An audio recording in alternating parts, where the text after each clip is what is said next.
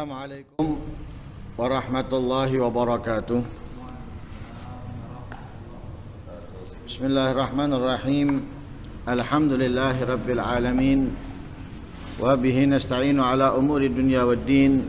Wassalatu wassalamu ala sayyidil anbiya'i wal mursalin sayyidina wa maulana Muhammad sallallahu alaihi wa ala alihi wa sahbihi wa sallam ajma'in. Subhanallah, alhamdulillah, wa la ilaha illallah, Allahu akbar, wa la hawla wa la quwata illa billahil aliyyil azim. Adada kulli harfin kutiba wa yuktabu abadal abidin wa dahrad dahirin. Subhanaka la ilma lana illa ma 'allamtana innaka antal alimul hakim.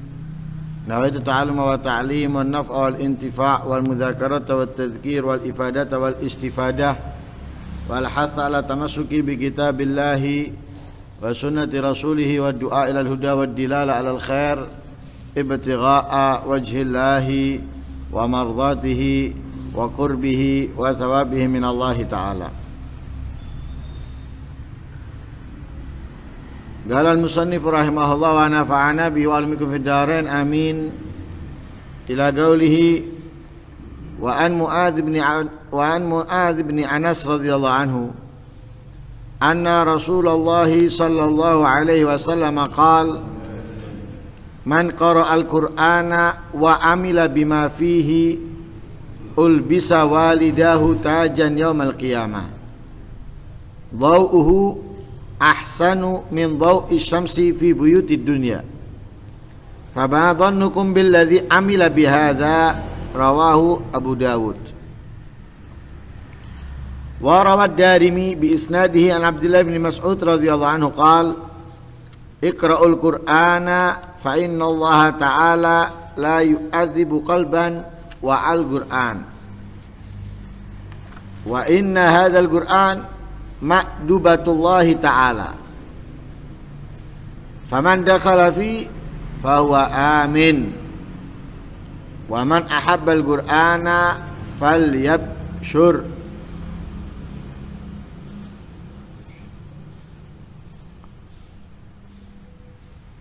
au falyabshar wa an Abdul Hamid al-Himmani qala Sa'altu Sufyan ats-Tsauri 'anil rajuli yaghzu ahab ilaika aw yaqra'ul Qur'an qala fa yaqra'ul Qur'an li anna an-nabiy sallallahu alaihi wasallam qala khairukum man ta'allama al-Qur'ana wa 'allamahu.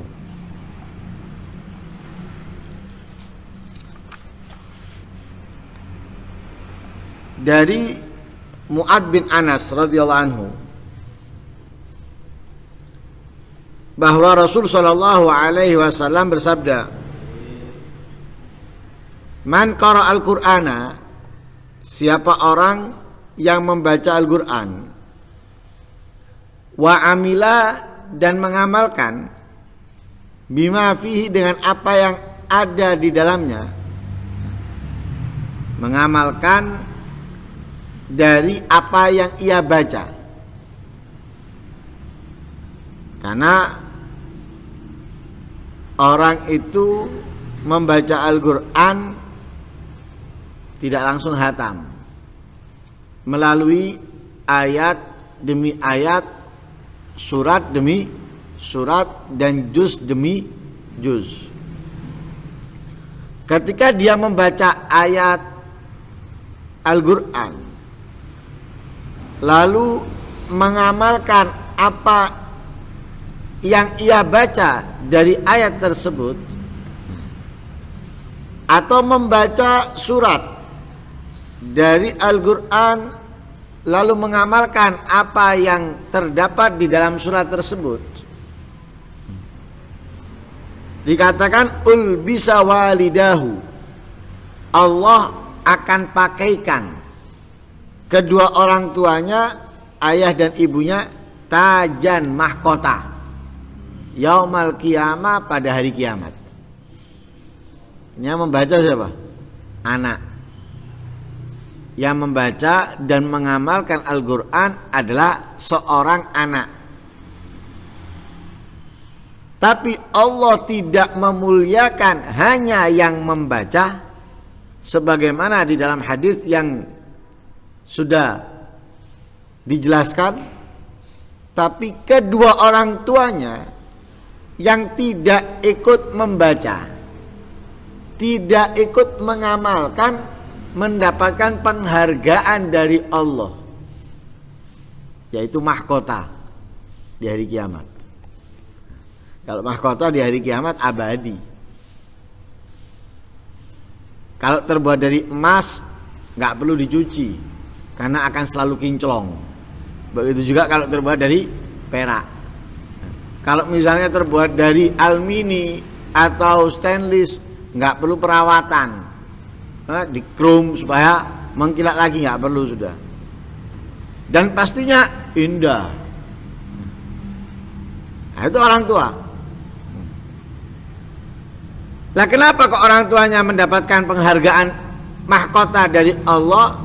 Karena anak tidak akan mungkin membaca Al-Quran serta mengamalkannya kalau tidak ada dorongan support didikan dari orang tua.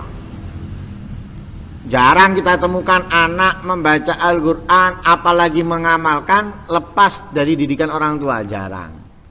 Kebanyakan anak yang bisa membaca Al-Quran apalagi mengamalkan itu pasti karena support dan didikan yang super dari orang tuanya. Mengamalkan itu butuh paham. Dari mana dia paham? Dia belajar. Belajar di mana? SD, SMP, atau lulus SMA mau masuk kuliah bidang agama, mau pinter, enak teman. Makanya banyak yang nyeleneh itu karena apa? SD-nya umum, SMP-nya umum, SMA-nya umum, kuliah masuk agama. Menggok. Kenapa? Dia nggak punya dasar. Langsung atas, ngeliyeng dasi. Itu stres itu. Makanya nyeleneh. Ya dari mana? Ya dari madrasah atau dari pesantren pondok. Orang tuanya dorong, orang tuanya mensupport, orang tuanya mendidik, memantau dan memerhatikan sehingga anaknya paham, anaknya membaca serta mengamalkan. Loh, mendapatkan mahkota pula sekalipun orang tuanya nggak ikut mengamalkan, nggak ikut membaca. Kenapa? Didikan yang telah diberikan orang tuanya yang membuat anak tadi itu bisa membaca, memahami serta mengamalkan. Itulah keuntungan menjadi orang tua yang fokus dan sangat memerhatikan pendidikan anak. Sebaliknya, kalau orang tua teledor, di mana? Santren. Tapi teledor, nggak tahu anaknya berteman dengan siapa, bagaimana pelajaran anak, apalagi kalau hanya mengandalkan rapot. Oh bagus-bagus, alhamdulillah.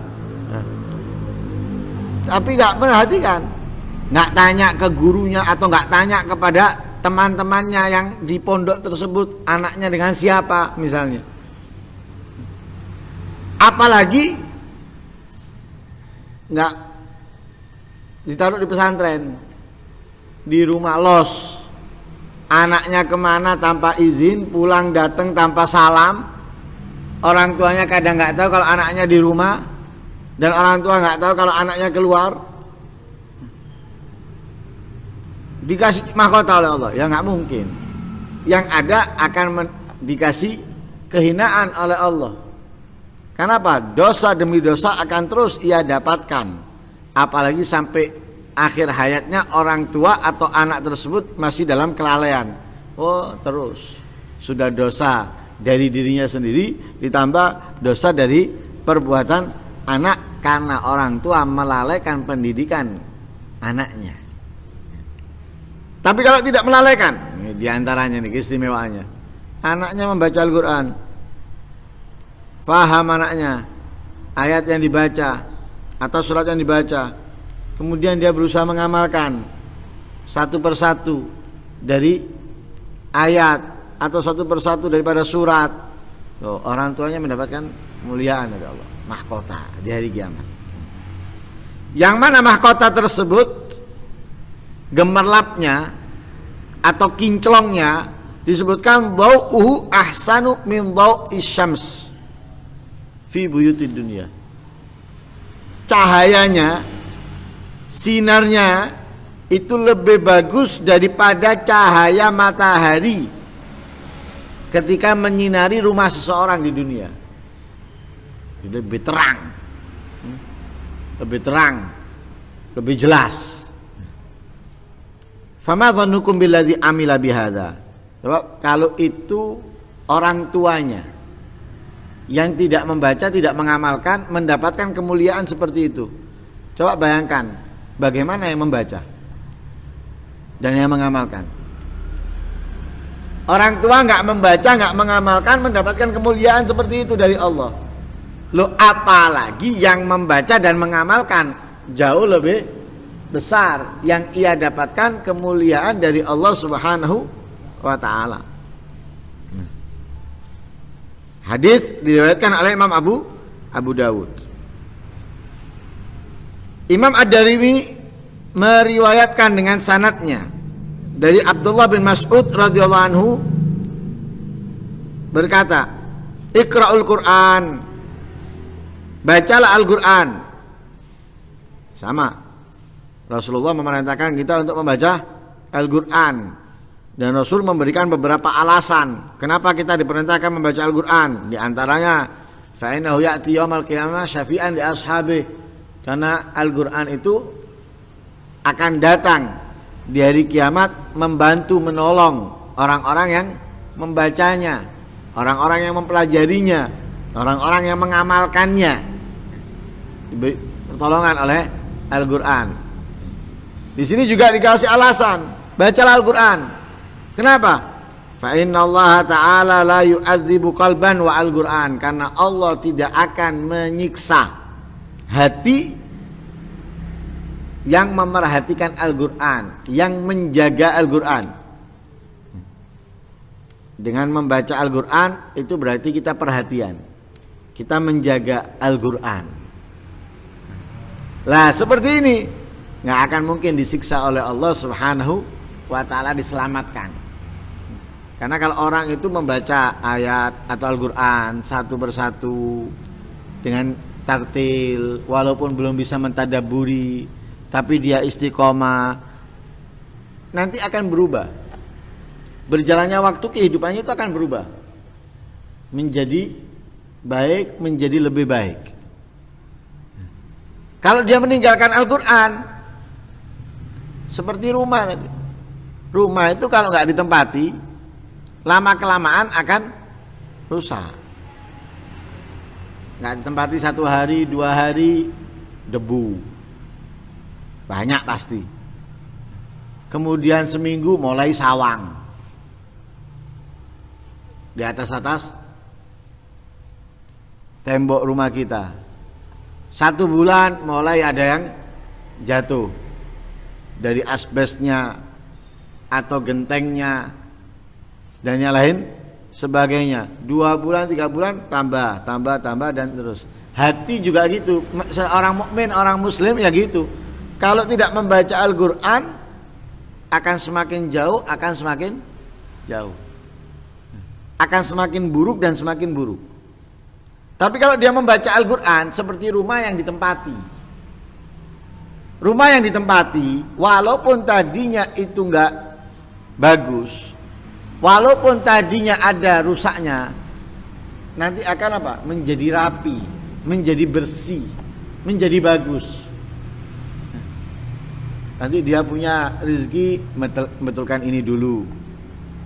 Yang tadinya kelihatan buruk menjadi kelihatan bagus. Punya lagi, buat ini, buat itu, terus bertambah, akhirnya apa? Menjadi bagus. Kenapa? Ditempati. Sama, kita kalau membaca Al-Qur'an terus menerus akan menjadi baik dan semakin baik.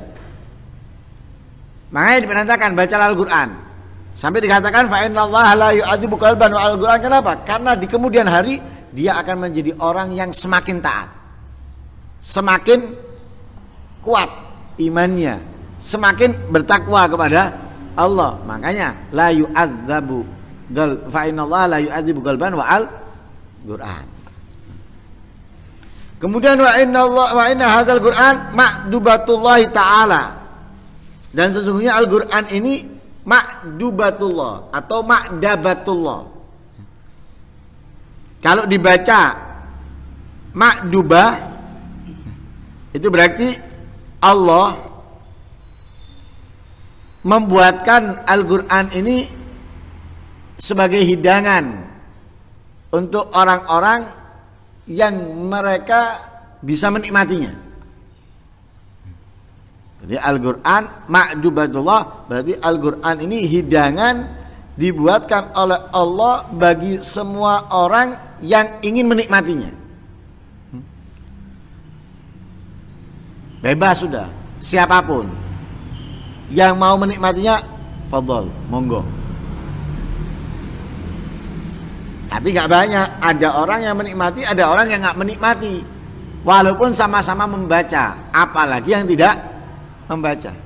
Mereka yang menikmati membaca dengan tartil, tadabbur, merenungi apa yang ia baca, dan kemudian dia akan membaca terus menerus. Hatam ngulangi, hatam ngulangi, hatam ngulangi. Bahkan meningkatkan. Biasanya setengah juz menjadi 1 juz, biasanya 1 juz menjadi 2 juz, terus demikian. Yang tadinya dia baca di dalam sholat, di luar sholat, mulai membaca di dalam sholat. Terus ini ma'dubatullah, hidangan yang dibuat oleh Allah untuk orang-orang yang mau menikmatinya. Tapi kalau itu dibaca ma'daba, kalau dibaca ma'daba itu adab. Jadi Al-Qur'an ini tempat adab bagi orang yang mau menghiasinya dengan adab-adab yang telah diajarkan oleh Allah Subhanahu wa taala. Makanya faman dakhala fihi, siapa yang masuk dalam hidangan tersebut atau tempat adab tersebut, fahuwa amin, maka dia menjadi orang yang amin, aman. Nah, menjadi orang yang aman, aman dari murkanya Allah, aman daripada nerakanya Allah, dan aman dari hal-hal yang membuat ia celaka dan hina. Waman ahabbal Qur'an falyabshar atau falyabshur. Siapa yang mencintai Al-Qur'an, maka hendaknya ia bergembira, maka hendaknya dia senang. Kenapa? Karena orang yang mencintai Al-Qur'an itu tanda bahwa dia benar-benar beriman. Bahwa dia beriman, karena alamatu hubbillah yaitu hubbul Qur'an. Di antara tanda cinta kepada Allah yaitu cinta kepada Al-Qur'an. Karena itu ketika dia membaca Al-Qur'an atau mencintai Al-Qur'an, berarti patut untuk bergembira bahwa dia benar-benar mencintai Allah Subhanahu wa ta'ala.